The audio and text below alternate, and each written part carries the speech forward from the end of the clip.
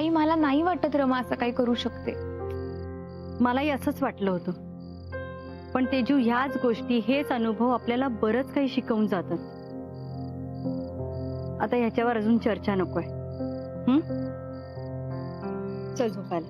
बाईसाहेब बाईसाहेब बाईसाहेब बाईसाहेब रमा अजून वाड्यावरच आहे का जी? म्हणजे तुम्हाला अजून काहीच कळलेलं दिसत नाहीये तर? नाही म्हणजे काय झालं काय? आमच्याकडून खूप मोठी चूक झाली सरला, की आम्ही रमावर विश्वास ठेवला.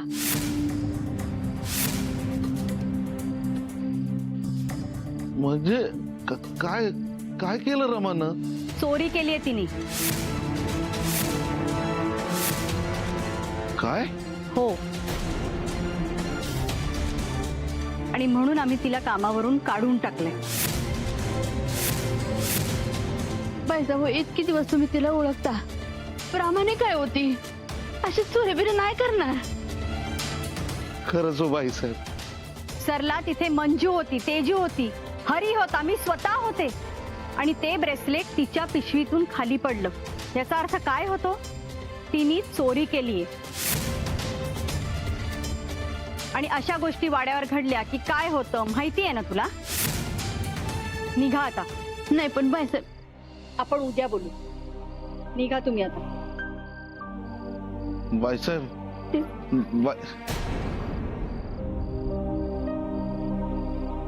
रमाला कुठे शोधायचे आता? सरला आपण शोधू तिला, तू नको काळजी करूस. चल.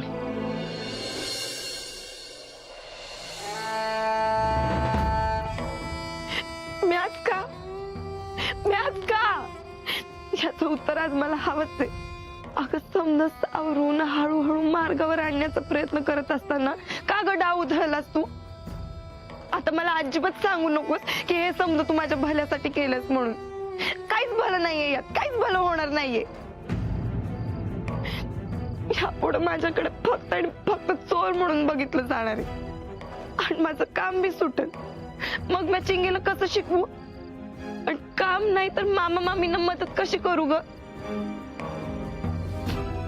माझ्या चिंगी समोर सगळे लोक मला चोरटी म्हणतील, आणि हे ऐकून आणि माझ्या कुशीत चिरून रडण्यापलीकडे तिच्या हातात काहीच नाही उरणार ग. मग कसं समजू आता तिला?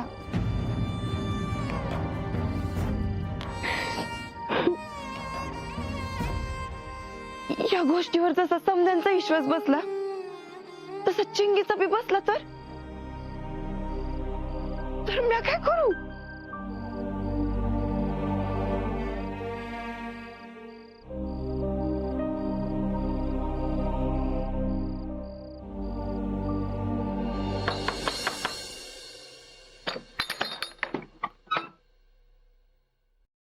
आता सरला मावशी आणि काका दिसले, आपल्याकडे आले होते का? हो. का एवढ्या रात्री काय काम होतं? अरे एक इश्यू झालाय. काय? मी ते नवीन ब्रेसलेट घेतलेलं ना, हा. मी ते रमाला दाखवायला गेलेले.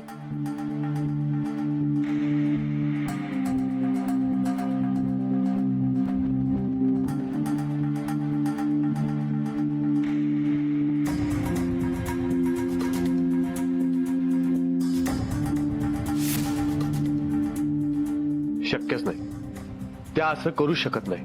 मला सुद्धा तसंच वाटतंय दादा. तेजू, हे सगळं कोणी केलं असेल ते आपण नंतर बघू, पण आता सध्या त्या अजून घरी पोचल्या नाही, तर मग कुठे गेले असतील ते बघणं खूप गरजेचं आहे. हो. हे बघ, तू एक काम कर, मी आलो हे आईला सांगू नकोस, ओके? रामा कुठे गेले असतील ते मी बघून येतो. ठीक. आलोच.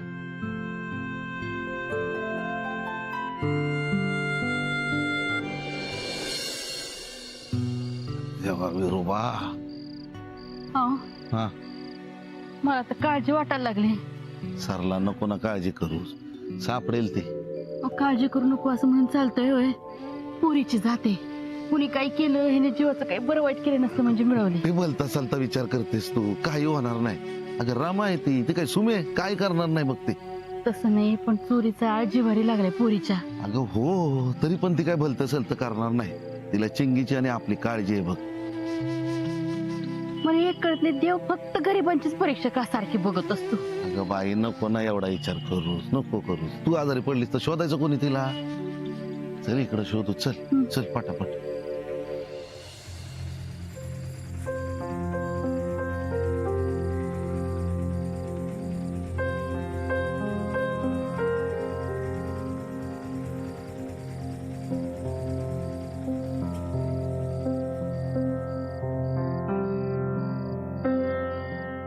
त्या नक्कीच इथे आल्या असतील.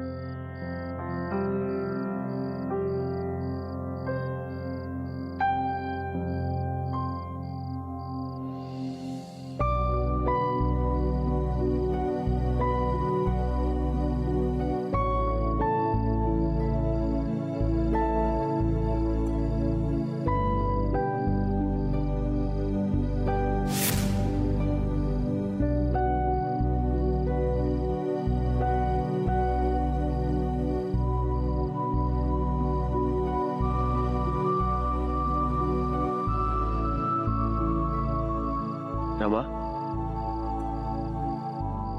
रमा,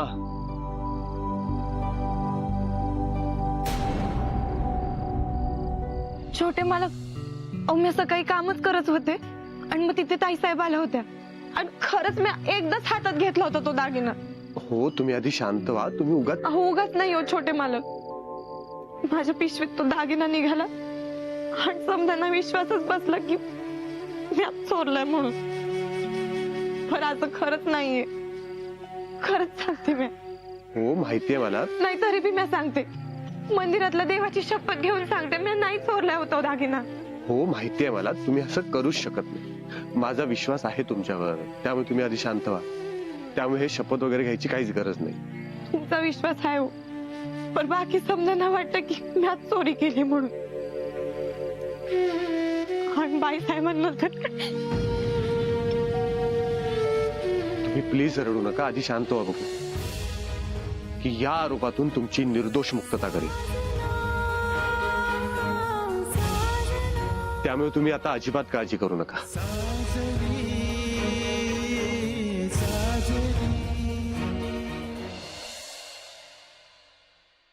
सरला तू बस इथं. पाणी आणू का तुला? नाही नको, बसा.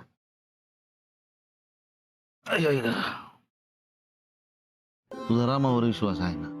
स्वतःपेक्षा जास्त आहे. अगं मग कशाला काळजी करते? हा, आता आपणच असे हातपाय गाळले तर त्या रामाकडे कोण बघणार सांग मला? त्या नाकावड्या चिंगीकडे कोण बघणार? तू धीर धर बघू आधी. हो, धीर धरण्याचा प्रयत्न करतेच आहे मी. पण बाईसाहेब जे काही बोलत ना ते सारखं आठवतं मला. आणि रामाने स्वतःच्या जीवाचं काही बरं वाईट केलं नसतं. अगं हो, कशाला काळजी करते? ती काय खचून जाण्यापैकी नाहीये. तिला ना सगळं समजतं, समजूतदार आहे ती, परिस्थितीचं भान आहे, आपल्यावर जबाबदारी काय काय आहे ते सगळं माहित आहे तिला. ते नाही काय करणार असं काय, येईल ती परत. घरामध्ये चिंगी आहे, सगळे प्रश्न विचारते, प्रश्नाचा ढिगच उभा करेल आपल्या समोर. आधीच रडून अर्धा जीव करून घेतला असेल स्वतःचा. बिन आई बापाचे पोरे, माझं धाडसच होत नाही आज जायचं. सरला कशाला एवढा विचार करते? ती काही करणार नाही बघ, येईल ती परत.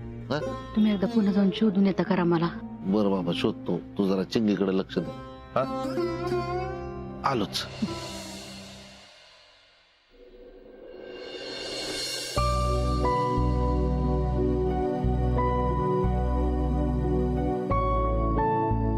तुमचं घर आलंय.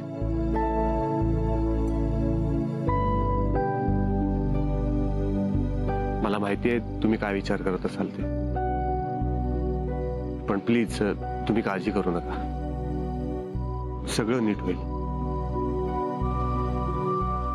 आणि एक महत्वाची गोष्ट सांगू तुम्हाला. मला माहितीये की तुम्ही तसं काही केलेलं नाही.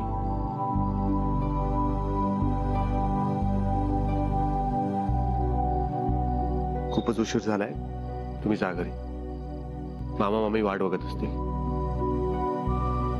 आणि आपण ह्या विषयावर उद्या बोलू, मार्ग काढू. वाटल्यास सुद्धा मंदिरात भेटू. बाय. Good night.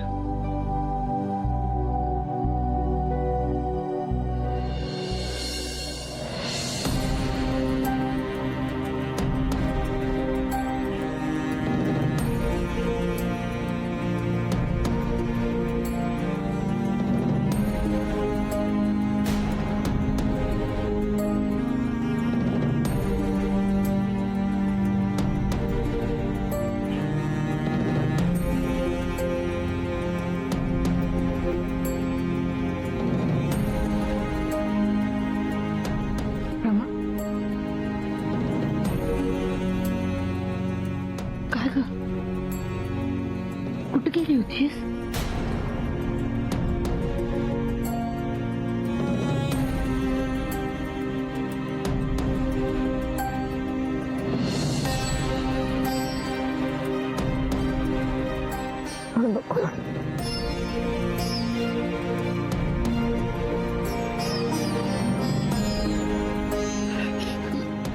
काही खाल्लंयस का? चल, आधी 2 घास खाऊन घे, मग झोप. मला नाही जेवायचं.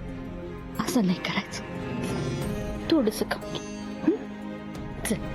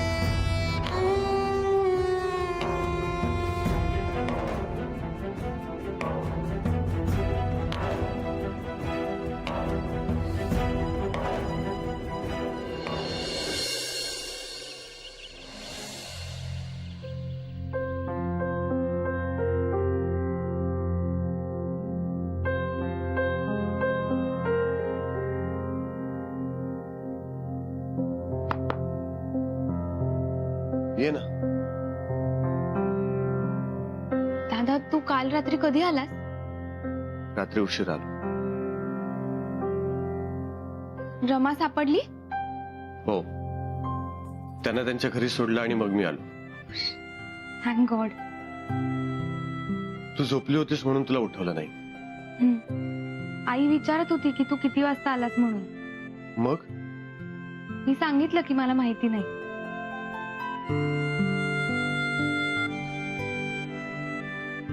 तेजू, हा? काल ज्या ज्या गोष्टी घडल्या त्या एकदम शांतपणे आठवून एक एक करून मला सांग. जशा घडल्या त्या क्रमात. आठवेल?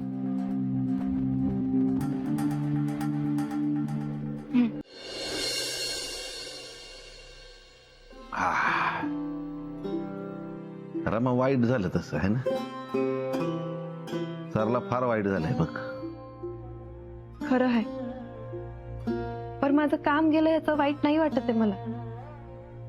माझ्यावर चोरीचा आरोप करून मला कामावरून काढून टाकलं ना, त्याचाच त्रास होतोय मला. पण मामी, मी कधी बी त्यांच्याकडे गोडधोड करताना मला बी जर असं मिळावं याचा कधीच विचार केला नाही ना. कधी स्वयंपाक करत असताना साखर तोंडात टाकली बघ. रमा, अगं पण ह्या सगळ्या गोष्टी तू आम्हाला का सांगतेस?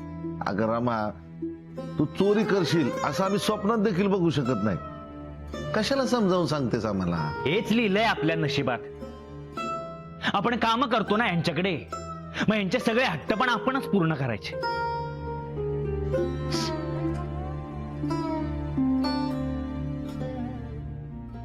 ह्यांचे जोडे पण आपण चाटायचे आणि वरनं यांच्या हंटरचे फटके पण खायचे. असा एक अलिखित नियम आहे यांच्याकडे. ही सगळी मोठी लोक गरिबाच्या जीवावर मोठी होतात आणि त्यांच्या जीवावर उड्या मारतात. पण खरे चोर ना ही श्रीमंत लोकच आहेत. उगाच नाही यांचे बंगल्यान गाड्या होत. हळूहळू थोडं थोडं करून सगळीकडून लुटायचं आणि साठवत जायचं आणि एक दिवस ह्या सगळ्याचं खापर फोडायचं गरिबावर. नाही, मला तर वाटतं ही श्रीमंत लोक गरिबांना जवळ ठेवतात ना, ते हे खापर फोडण्यासाठी, नाहीतर हे असे आरोप करण्यासाठी. त्या अंकुश भाऊ तसे तुमच्या त्या बाईसाहेब तशा आणि ते प्रतापदादा पण तसेच. आणि आता ना अति झाले. मी स्वतः जाऊन जाब विचारणार आहे या लोकांना. पिंट्या दादा, अरे तुझं प्रेम आणि तळमळ कळते मला, पण हे जेव्हा झालं ना तेव्हा तिथे छोटे मालक नव्हते बघ, आणि त्यांना यातलं काय बी माहित नाहीये. त्यांना माहीत असो नसो, पण घडलं सगळं तर त्यांच्याच घरात ना. आणि ते काय त्या बाईसाहेबांच्या विरोधात बोलणार आहे? आणि ते काही करो न करो, आपण काय हातावर हात ठेवून गप्प बसायचं? अजिबात नाही. हे बघ पिंट्या, तू नको डोक्यात राग घालून घेऊ. असं पण मी भाड्यावर जाणार आहे ना कामाला, बाईसाहेबांशी बोलतेच या विषयावर. रमा, हवं असेल तर तू पण चल माझ्याबरोबर, आपण दोघी मिळून बोलूया. हा, मामी, अगं मला बाईसाहेबांशी बोलायचंच आहे. हा, मी भेटीन त्यांना, पण आता नाही. मी बोलायची ही वेळ नाहीये. आणि तू बी स्वतःहून काही विषय काढू नकोस बघ. त्या काय म्हणतात त्याचा अंदाज घे आधी, आणि मगच बोल. हा.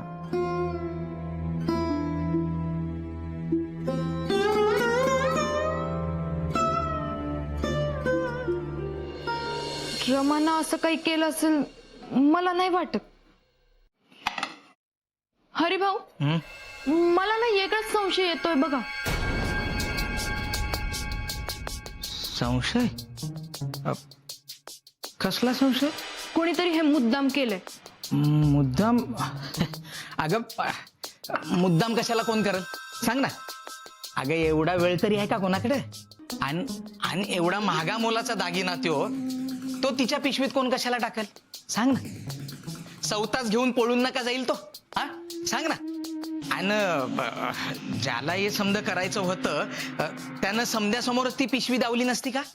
हा, ते बरोबर आहे, हा. पण नाही, मला नाही वाटत असं. अगं तेच तर म्हणतोय म्या. अगं ते म्हणतात ना, दिसतं तसं नसतं म्हणून जग फसतं.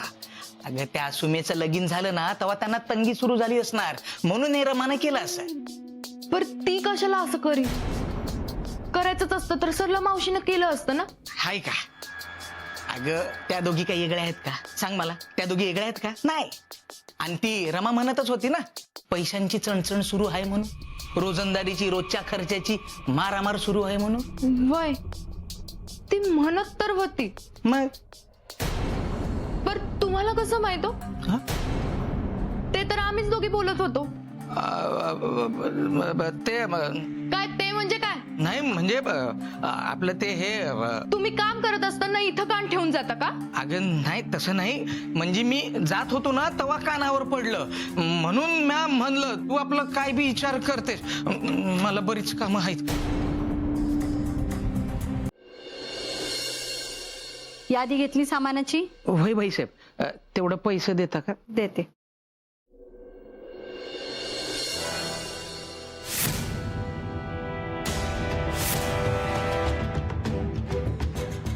बाईसाहेब काय?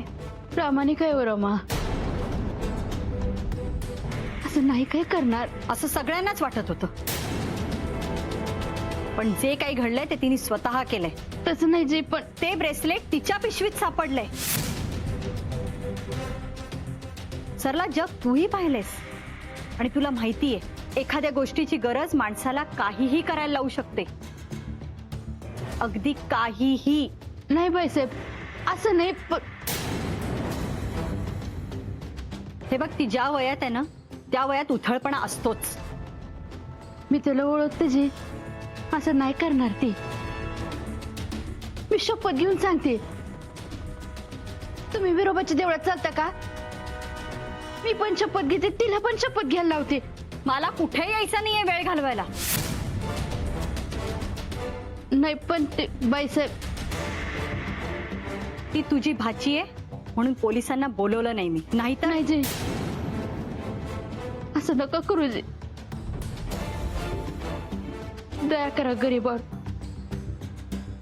तू थोडं समजून घ्या ना तिला. हे बघ, समजून घेते ना म्हणूनच तुझ्याशी बोलतेय, आणि म्हणूनच तुला कामावर पण ठेवलंय. का तुला पण सुट्टी हवी आहे कायमची? नाही जी.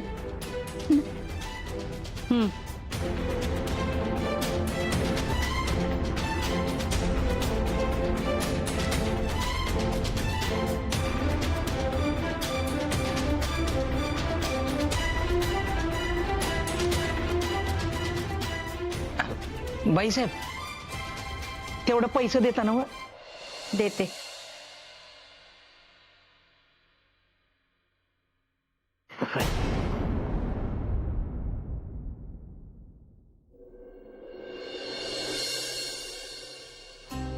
चिंगे चल चहा घे. भाई एवढं झालं की घेते हा.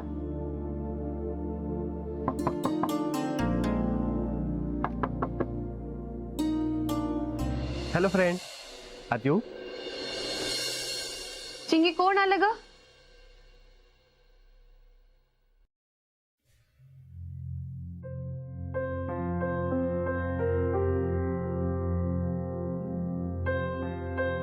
छोटे मालक तुम्ही इथे? हो, तुम्हाला भेटायला आलोय.